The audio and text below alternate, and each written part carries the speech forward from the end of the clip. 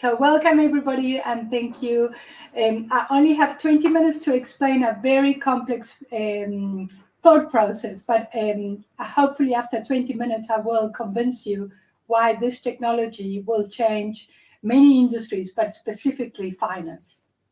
So as you can see, the evolution that has taken place in many of the industries, like for example, in music, we don't use CDs anymore, or in taxis, the taxi industry got replaced by Uber, or for example, the Encyclopedia Britannica got replaced by Google, and the videos, we don't rent videos, we stream, and we go to Netflix and many other streaming products. The same way that all of these industries have been affected and disrupted, the same way the blockchain and the Internet of Value, especially Ethereum, is going to completely disrupt finance. This is the reason why 4 years ago I left being the CEO of Straight, the Central Securities Depository, because I could see that the company I had created, the Centralized Securities Depository, was going to be disrupted completely by a decentralized model of finance, as described in the white paper that was written by Satoshi Nakamoto, Creating Bitcoin. So let me explain why. The other aspect that is very important that you understand is that when we created the financial system and the capitalist system, what we did is that we didn't trust each other. So what we did is we created all these silos. So that means that your real estate ownership is looked after by the registrar of title deeds. Your medical records are kept by all the doctors that you've ever been to. Your qualifications are in the central database of the university. Money is in the central database of Straight, or the broker that you deal with, or the bank that you deal with. But you have to always rely on an intermediary. And all these data have been created in silos, so that it requires a lot of intermediaries, a lot of cost, a lot of reconciliations. And this has created such a fragmented record keeping that all of this will absolutely change. In today's lecture, I'm not covering self-sovereign identity, but just bear in mind that in the future, all this information will be under your control in your own personal database. The evolution of the internet. The internet started around 1994, 1995, and it was meant really to be a way to transfer information, images, text, hyperlinks. Then we had this implosion of Web 2.0, where all these companies created products that gave it to you for free, and everybody started using it. Little did we know that we had become the product, because they were using our data and they were monetizing our data and sometimes using our own data against us. So now the evolution of the internet, Web 3.0, says it's enough. We don't want this. We don't want to have to share data via. We're going to share peer-to-peer. So here comes the Internet of Value, Ethereum, which will be trusted, automated, and it will be able to decentralize the data storage, the bandwidth, and the way that we interact with each other. We will make the walled gardens. The walled gardens has the concept of my silo, my intranet, your intranet, to be able to operate in the decentralized world of the Internet of Value.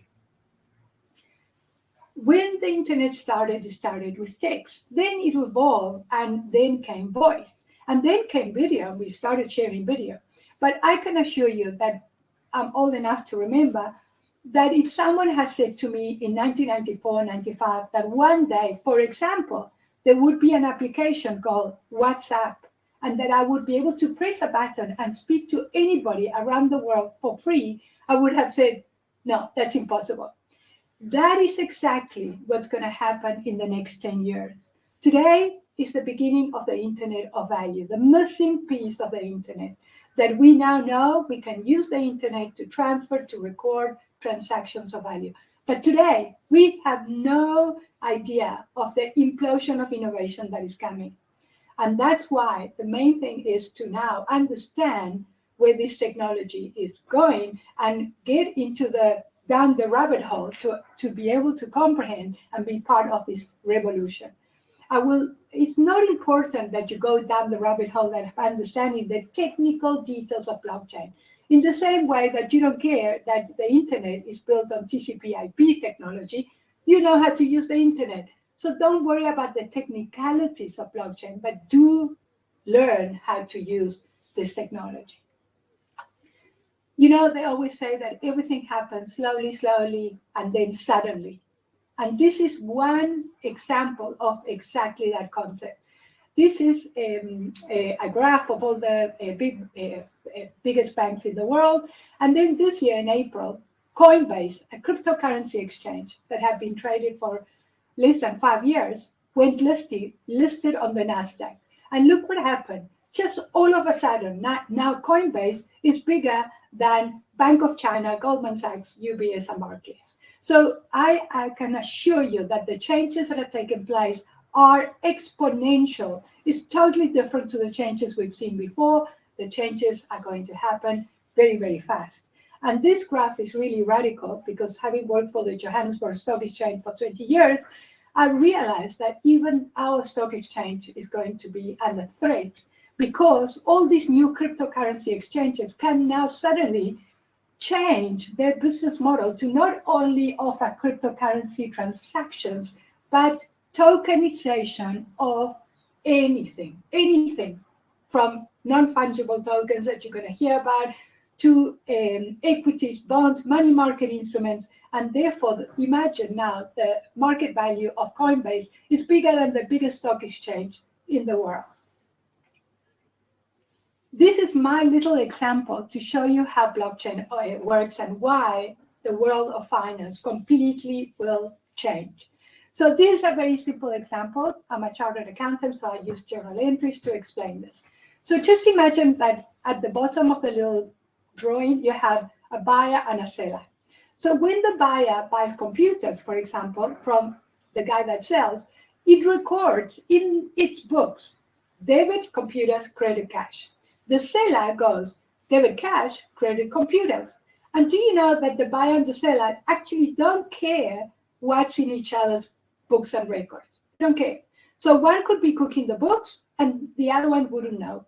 And worse, in finance, we know that if the buyer and the seller collude, the poor auditor, and I put the auditors in the two extremes, right and left, comes a year later, checks the books and records of the buyers and the seller, and if the internal controls are not good, the auditor will never detect the fraud. On top of that, we created a system that says, if you do not transact in cash, you have to have a bank account. So in the middle, I put the bank. And then we said, okay, we have to trust the bank, even though we have a massive counterparty risk, because on the top right, I put the registrar of banks, which is regulating the bank, and hopefully the registrar will do enough audit procedures on the bank to make sure that the money doesn't disappear. Sadly, we know that money does disappear. Look at the recent example of VBS Bank, where the management was not keeping with the principles of corporate governance, and the bank went under, and many municipalities, for example, lost their money. And then I put on the extreme top left-hand corner the taxman. Do you know that the books and records that everybody prepares are different? We prepare books and records for the shareholders, book and records for the internal use, and books and records for the taxman. So just imagine that all these people have to do reconciliations and reporting and delays, and everything relies on trusted third parties. So when you look at this picture, this is the best we could have done when we created the system. We couldn't think of anything else. But then we had this terrible crisis in 2008 that created that Satoshi Nakamoto, being, we don't know who that person or he, she, or they are, said, this is a mess. How do we change this paradigm because this is not working? So what Satoshi said is, wait a second, what happens if I take everybody, or we call them actors, the buyer, the seller, the auditors, the taxman, the regulators, and we allow them all to have the same version of the truth. So every time we do a journal entry, the journal entry is not kept in silos, but the journal entry is kept in one ledger that everybody can see at the same time in real time. And on top of that, I'm not going to make it compulsory for anybody to have a bank account. I'm going to allow every single party to have a wallet, and they will share the payments and the transactions peer-to-peer. So can you see I removed the bank? The bank can exist by choice, but if you don't want to have a bank, you can go bankless. And on top of that, the auditors will get the information of the ledger in real time. So just imagine how this changes auditing. It changes accounting because all these reconciliations are not needed. It changes the way you supervise because you're going to get supervision on real time. It changes how the taxman collects the taxes because it can program that these transactions, as they take place, the taxes are paid in real time. So can you see why Satoshi said, what if I can create this incredible ledger that I'm going to call the blockchain? This ledger not only is the single version of the truth, but it's immutable. When you do the journal entries, nobody can change them. And I get asked the question, what if I make a mistake? You do an equal and opposite transaction, but you have the complete audit trail in this ledger. Then Satoshi said, on top of the fact that everybody can see everything real time at the same time, no reconciliations, to make sure that there's no collusions between all the actors, I'm going to put a mathematical formula. And I'm going to make sure that this formula will prevent anybody from cheating. There are many formulas, many cryptography that are applied. For example, Bitcoin is using proof of work. Ethereum is now moving to proof of stake, but there's many, many formulas. And then I will ensure that the ledger is not kept in one place, which becomes a honeypot for the hackers.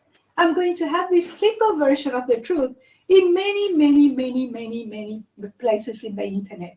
It will be decentralized and it will be protected because of the fact that there's going to be many actors keeping a copy of the ledger.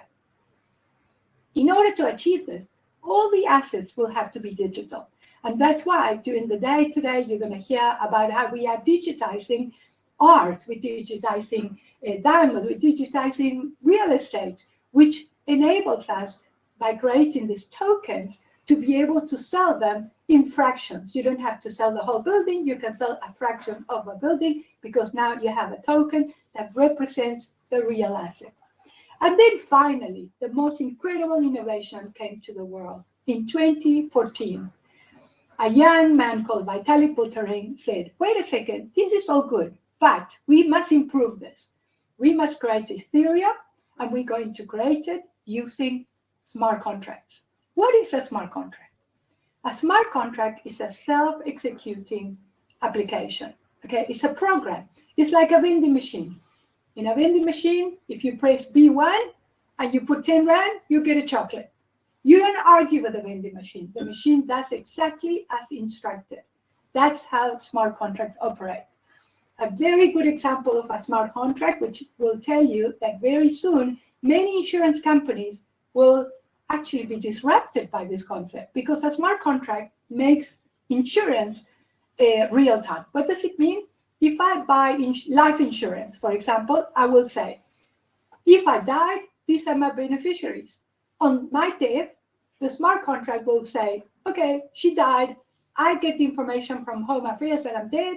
So immediately, the smart contract will pay out to the beneficiaries without them having to phone, argue, or wait for the payment to take place. Then I give you another example. Recently, you might have heard there was another fraud in South Africa, whereby in South Africa, what happens is that the insurance premiums are collected by a broker. This is another example of why financial intermediaries will not be needed. So this financial broker, insurance broker, collected the premiums and failed to pay them back to the insurance company. Why do you need an insurance broker when in a smart contract, you just have to say, insurance company directly. Remember the concept? Peer-to-peer, no financial intermediaries. The other game changer, this is huge. Just stop and read the slide. These are all the types of assets that will be tokenized. Tokenized means reflected as a digital record. So from gold, private equities, commercial real estate, music, art, intellectual property, funds. Why is this so important? Because once you tokenize all these assets, you bring liquidity where there was none. I'll give you an example. Tokenization of real estate. Real estate is an illiquid asset. But what if I now tokenize it and I can create a market where you can trade the tokens, and therefore you can achieve higher levels of liquidity, and you can allow people that didn't have the ability to own real estate to now buy into these tokens that are traded real time in an immutable ledger with all the controls and all the liquidity, and therefore they can enjoy the increasing value of these tokens that they were excluded from the financial markets. And of course, it's programmable. Remember, you can say to the tokens, for example, if you now have tokens of shares, you know how many people in the markets work just to do reconciliations to determine who should be paid a dividend? That will disappear. Why? Because the smart contract will know exactly who to pay the dividends on the payment date. And then finally, because it's recorded in the ledger that I just explained, the blockchain, it will be an immutable proof of ownership. At any point in time, you will know that this is for real, that there's value in it, and that the records are transparent. I have to tell you that it took 7 years for the financial markets to reconcile the Lehman books and records, because they couldn't really know what was the exposure of Lehman around the world. And that's why Lehman went under. Imagine that now you're going to have this real-time record all the time, and therefore you will never have any doubts as to what the liability of a company and the exposure to risk is. And therefore that will make auditing and supervision of financial markets much simpler. So what we are seeing in terms of the tokenization roadmap, I have to say, I work for the biggest blockchain company in the world called Consensus, and all our clients have started to tokenize what's illiquid. So we started with property, private equities, SMEs, art, racehorses, container ships. Now, I must say, we are really very engrossed into the semi-liquid assets, which is hedge funds and listed small, medium enterprise, and therefore also debt. The last thing we're going to be commoditizing, tokenizing is liquid shares. Why? Because it's at the moment, the stock markets are protected by certain legislation. But as we evolve and we work with the regulators, we know that that legislation will accommodate the blockchain and will take away a lot of the legislation that is protecting the current monopolies. So why is that changing? Why are the stock exchanges that don't change going to be under threat? Look at the left-hand side of the transparency. This is what happens in today's financial markets. The investor that wants to buy shares can never talk to the investor that wants to sell the shares. It has to go through a broker, a clearinghouse, a custodian bank, a central depository, a settlement house, a stock exchange, all these intermediaries. And this, in South Africa, it takes 3 days from the time you trade until the time you get settlement. In the New World Order, peer-to-peer, you will put an order to buy a token, and you will settle real-time in peer-to-peer. Can you see already how this is a massive game changer? So, can you see why security tokens, for example, have got this incredible benefit? First, no working hours, no public holidays, not phoning any intermediaries. It works all the time. Then you can achieve fractional ownership. Can you picture how unit trusts, mutual funds, that industry will completely be disrupted, because who wants all these intermediaries in the mutual fund industry when you can actually tokenize a portfolio of shares real time and sell it directly to the investor? And then immediate settlement increases liquidity and market depth. Incredible flexibility of the programmability of the smart contracts. as I explained, the compliance can be automated, total reduction in direct costs, because once you eliminate all these intermediaries, and remember, the one thing I haven't told you, the infrastructure that is used for this technology is the internet. The infrastructure that is being used in the current plumbing of financial markets is mainframes, Swift messages. The stock exchange is even using this technology that was invented 30 years ago and is still working, but hardly, and it's very expensive to operate. So all of that has to go, like the horses lift and got replaced by the car. This is what we're bringing into the market. We're bringing a car, not a faster horse. And the most powerful thing I have to say is that all these tokens will start to achieve interoperability. Then everybody's very keen to understand cryptocurrencies, when to buy, when to sell. That's why we're attending this conference. But I'm glad that I've been invited to explain blockchain. Why? Because cryptocurrency derives the certainty because there's a ledger that records this information in the way I just described. You cannot have cryptocurrencies without blockchain because blockchain is the record that keeps the certainty that you own the crypto. So there's a difference between, a lot of people confuse blockchain with cryptocurrencies. Just remember, blockchain is the ledger, is the where all the transactions are recorded. Cryptocurrencies is just one asset class, one asset class. I just show you all the asset classes that will be tokenized. And therefore, please don't get confused between cryptocurrencies and the blockchain. Cryptocurrencies is just one of the asset classes. This is, for me, something that I don't know if you are aware of this, but the world in the last 2 years has totally imploded in the concept of decentralized finance. As you can see on your left-hand side, all of these little logos represent companies that have invented technology that are replacing traditional finance in every single aspect of finance, everything. So what is decentralized finance? Decentralized finance is something that will blow you away. It's an app, it works with a smart contract, and it has the same functionality that banks produce without having to have employees, building, filing cabinets, nothing.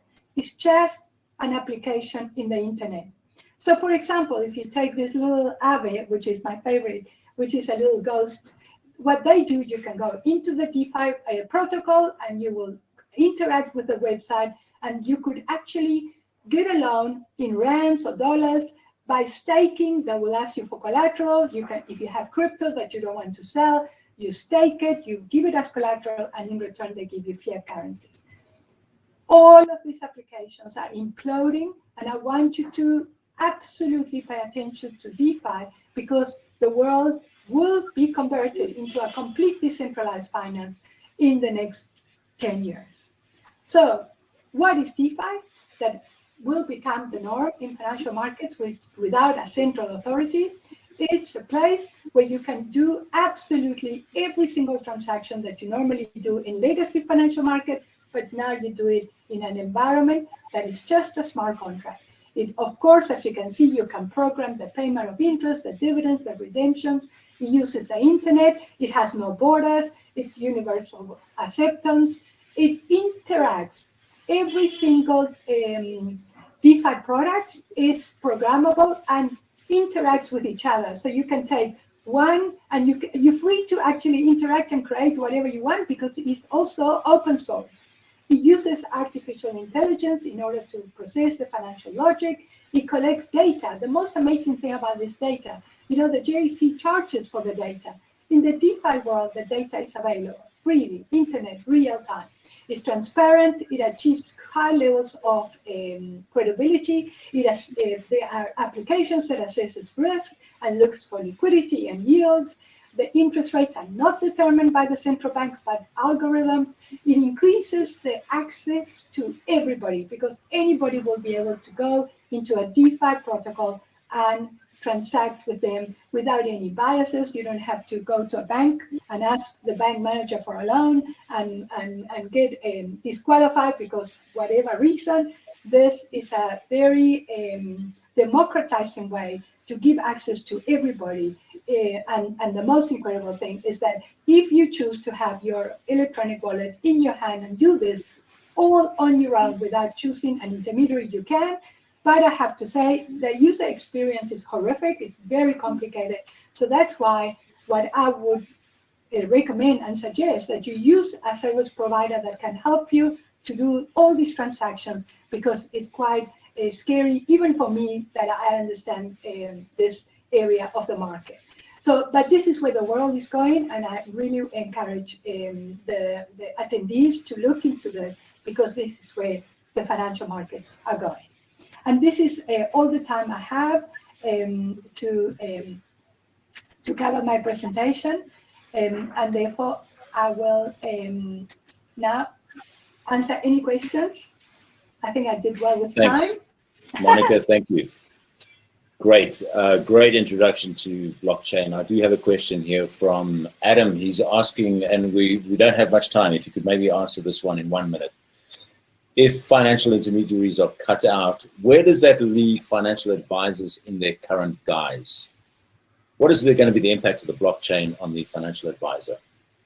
Yeah, so I truly recommend, and I said it many years ago, I gave a presentation to 500 financial advisors. I gave a presentation 4 years ago to the CFA conference. And I said, guys, if you're not learning about this, you're going to become irrelevant, because this is where the world is going. And you know why they're not learning? Because they think that they're immediately going to fear, no, this is crypto and this is used for, bad actors, right?